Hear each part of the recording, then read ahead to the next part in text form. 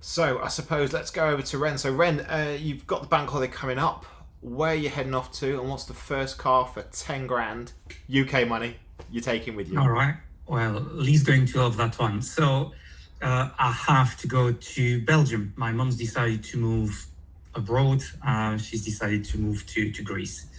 Very short notice, actually. And she's like, you need to come and pick up the rest of your stuff. There's a little too much to be able for me to fit it into my RX-8. So I've been having a quick look online, see what car I could get. Just a fun little car. I buy it, I drive it to Belgium, I load my stuff in, I come back, I sell the car. And the first choice, Lee, this is for you, is actually a Hyundai Coupe. So I had a look and... Here's a question. Ren, have you ever driven one? I've been in two. But have you ever driven one? I wasn't driving them, I was there as a passenger. It did strike me as a bit hard, a bit crashy. But I was in a 2 liter, I believe, so 140 horsepower. It was the Hyundai equivalent of the Celica Mark 7, wasn't it? That David had. So not supposedly too fast, but like a little go-kart, nimble. I've decided to jazz it up a bit. I don't need something nimble. It's a drive on the motorway to Belgium and back. So I wanted a GT, and I found that car. Which is the V6 with 160 horsepower. So Lee, was yours the V6? No, mine was the 2 litre. I drove the V6. It was worse than the 2 litre, believe it or not. I wouldn't have it.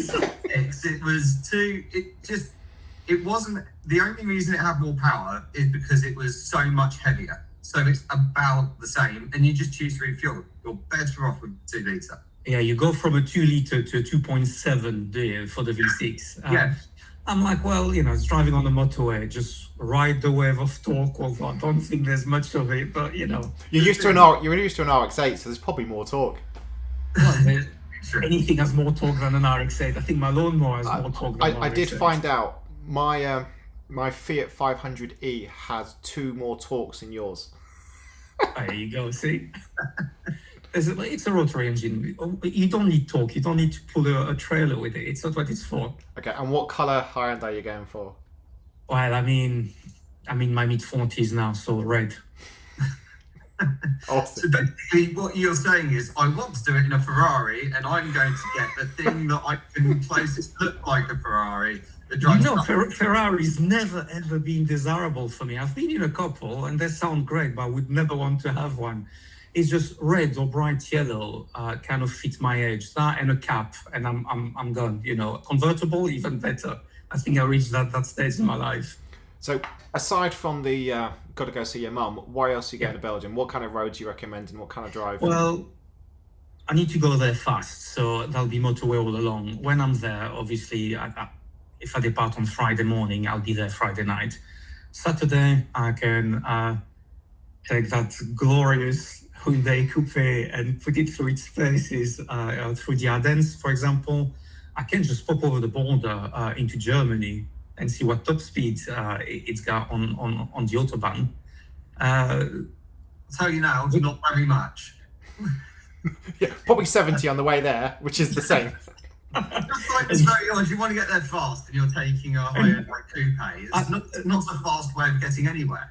That car would probably have less horsepower on the way back than on the way in, but okay. You buy, you go there, you come back, you sell. So here you go. I want to try it, all right? I want to try that coupe. It's a good-looking car. So I know we're planning for next year's Euro trip. So yeah. How many countries did you say you can get to from Belgium, if that's the kind of where we... So from Belgium, very easily, in a day, you can do a loop from where my mum lives, which is just on the border. Just let everyone know, we're not staying at his mum's house, okay? If we do book this... She'll be gone. That was the plan, but she'll be gone by then. From there, you cross the border, you're in the Netherlands, you can go through Maastricht, and then you can loop onto Germany, go through Aachen, come back through Belgium, Grand Duchy of Luxembourg, France, and back to Belgium. You can very easily do that in a day if you want to do it in a day. So because we were thinking maybe 4 days, 4 countries, weren't we? 4 days, 4 countries. You take your time. Then there are some nice places to go to in Germany, including both roads and landscape, really. So you've got your driving road, you've got your landscape, your little dash on an autobahn if that's what you want to do.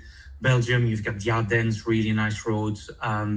And then France, the north of France, has some nice little B road too. So it's possible to have a lot of fun and visit a lot of places for the guys who are into that without driving thousands of miles. Yes. Yeah.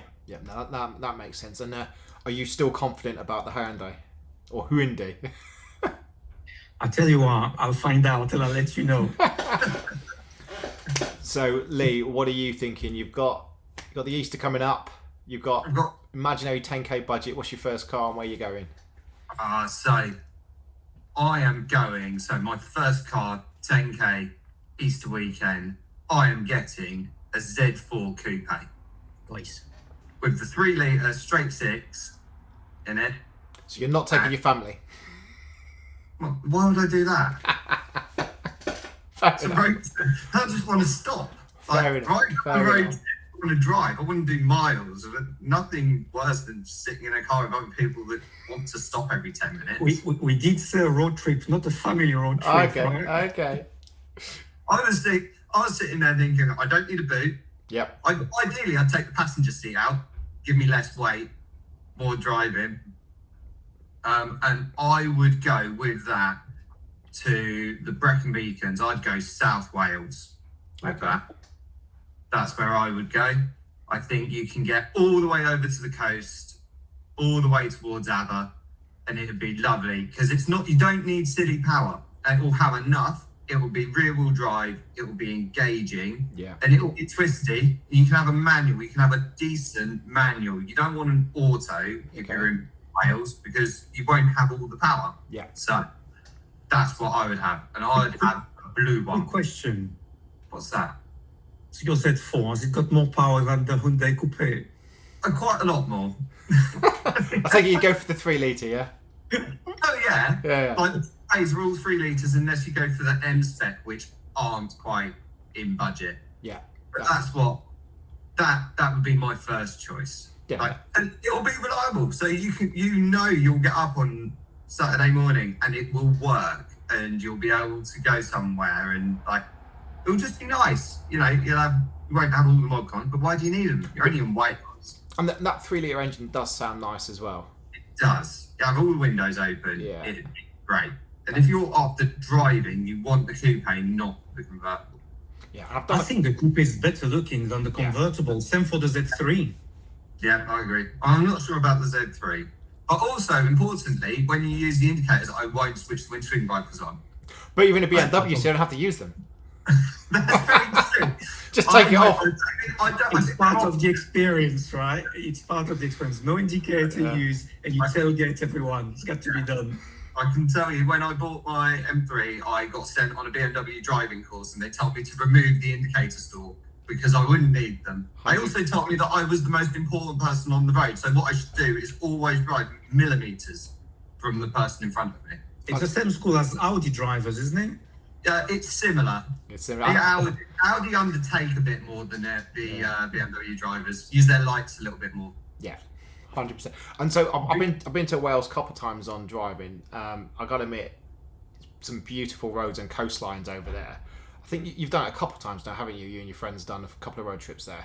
Yeah, we have. We do a weekend once a year and go and explore, and usually get lost due to my very questionable navigation skills. But I think we're looking to potentially get one in the future where we might tie down the route in a bit more detail. Yeah. So no, I'll definitely. Yeah, I mean, more.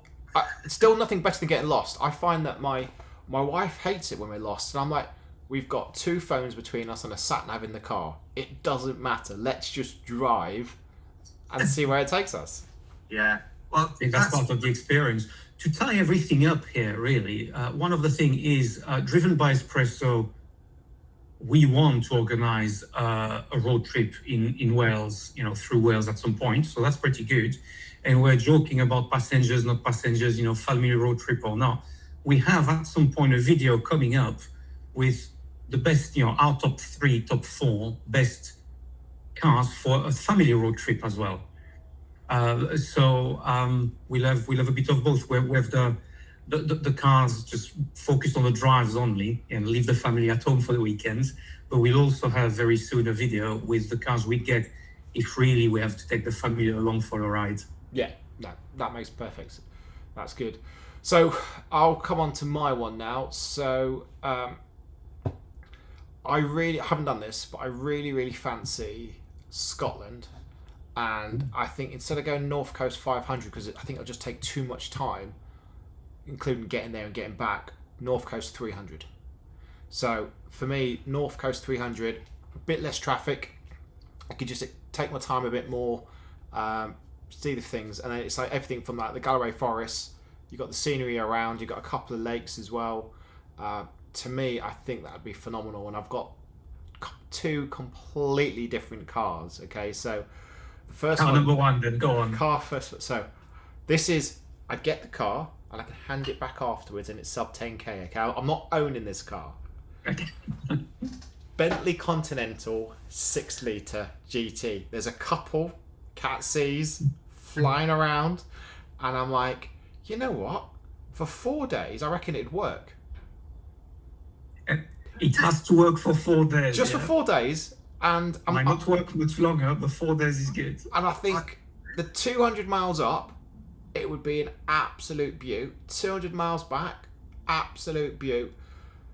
I have a feeling it might be a bit big for the roads, but I don't know. I just think that would be a... I'll tell you what you could do. You could play dashboard bingo. Because you will have every light on before you get home.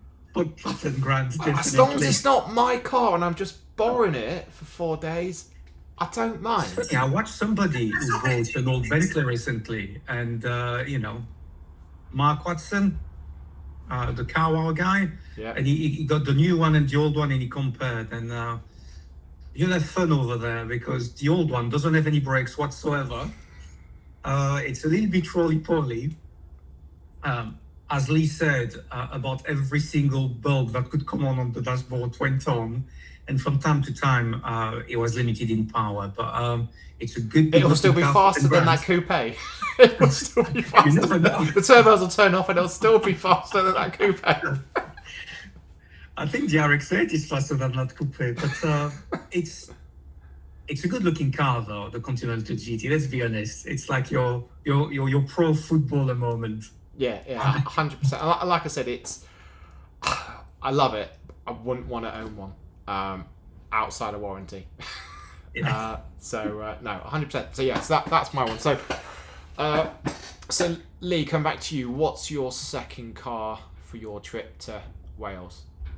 So, I actually wouldn't do this trip to Wales in this car.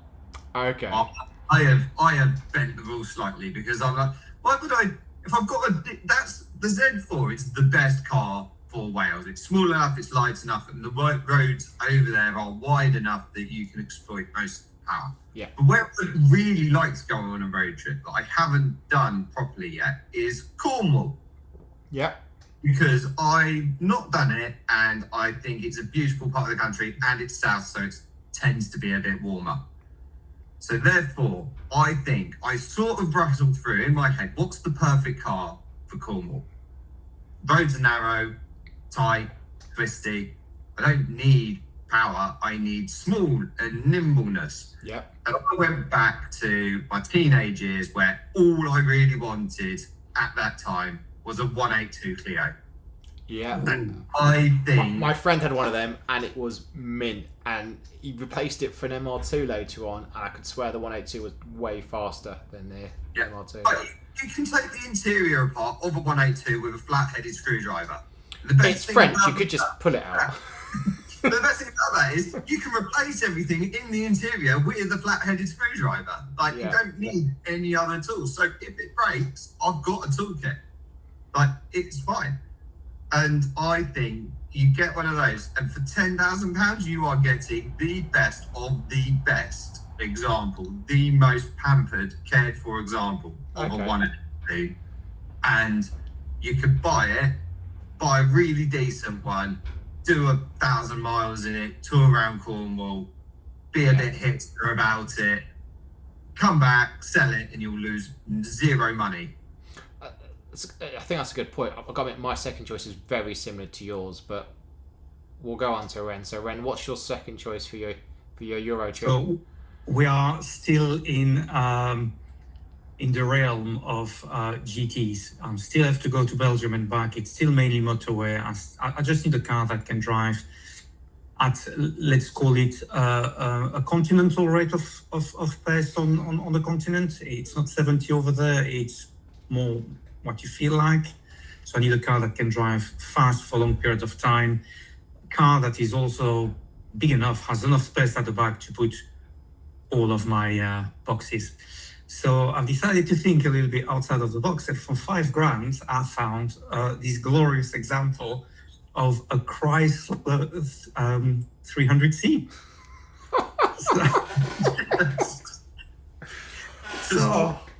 So Lee and I are thinking, we're not coming with you. I'm sure it's comfortable. Listen, I went for the diesel. Well, the monsters turned up. So for everyone else that is watching this, this is the first time Lee and Ren have met each other, and I did say that Ren is a car guy, but he's slowly just... None of his cars have been about driving; they've been about sitting in. Think outside of the box.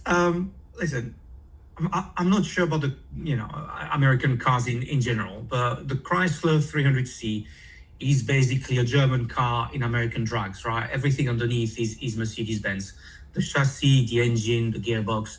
So what should be working? It's best of both worlds. It was when Mercedes were really badly built, mixed with when America couldn't corner. So you've got the best of both. You're on a straight motorway. You don't need to turn. You don't need to go anywhere but straight. I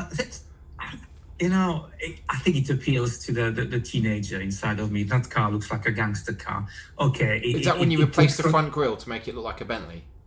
Because everyone used to do that, yeah. You go to Aldi, the supermarket Aldi, and you've got the middle section full of weird stuff, and you have like a copy of the Bentley. That's the 300C.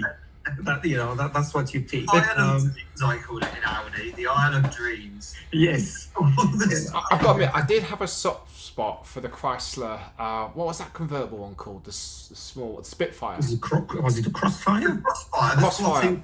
Yeah. The one that looks like a dog squatting. Yeah. Yeah, I quite liked that one back in the day. It's just I heard it was really. A German car also. America has made some great cars. Like I love an American car. I've had two of them.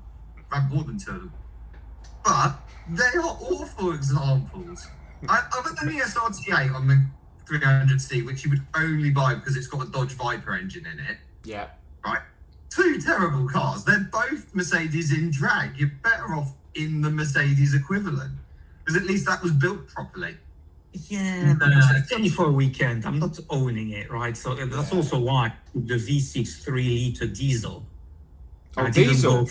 V6 diesel, baby. Right. It's a long journey on the motorway. I don't need a V8, right? I need to get there. Saying that, that car is so heavy. I had a look online. It drinks as much as my RX-8, so there won't be any savings. So it's no point at all. But at least you'll be banned from every city centre in Europe. The 300C was never sold in Belgium. People will look at me. Some people might probably think, "My God." Yeah, lots of people will think, "My God," when you see people driving that. But you're just jealous. Don't get me wrong. I like all cars. I'll send you pictures. I'll send you a picture of the adoring fans lining the streets. I mean, I'd probably I'd like to have a go in one and drive one anyway. Whether I could do 4 days in one, I don't know, but we'll take my 300C diesel and your Bentley Continental GT, and we'll go on a long road trip together. We'll park them up in Belgium, and we'll see who takes more photos of which car. There you go. That's a deal. I mean, probably more of the Chrysler because there'll be smoke coming out of it, but it doesn't matter. When I shine those chromes. I don't know. I just don't think the Bentley will make it, will it? Not without going, you'll stop at a service station, it won't start again. I'll keep the engine running when you fill up. It's okay. Yeah. It's okay. You do that with RX-8 too when the engine is cold anyway. It's fine. People look at you weird, but you get used to it. Cool. So I mean, so from a Bentley Continental, massive car, 4-wheel drive, 6 litre, I've gone the other way as well.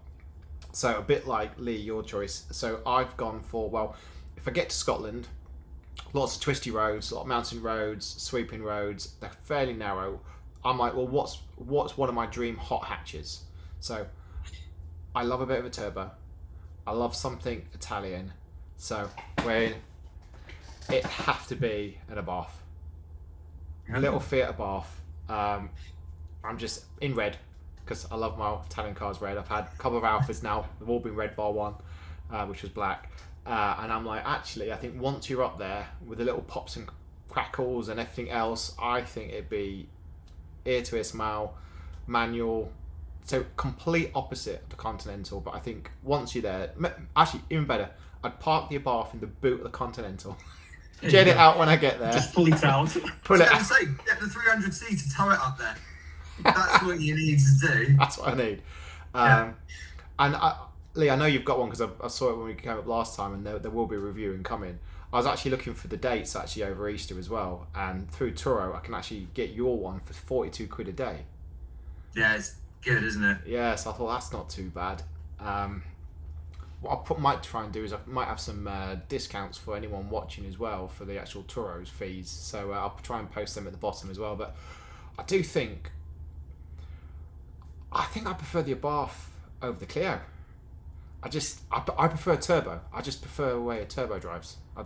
I think I went 1.8. Obviously, I love the Abarth. That's why I bought one. Like, that's such a good sort of Cotswoldy. I take it out on day trips all the time. Like, it's just a great thing to pop out in, go for a lovely pub lunch in the Cotswolds just on the doorstep.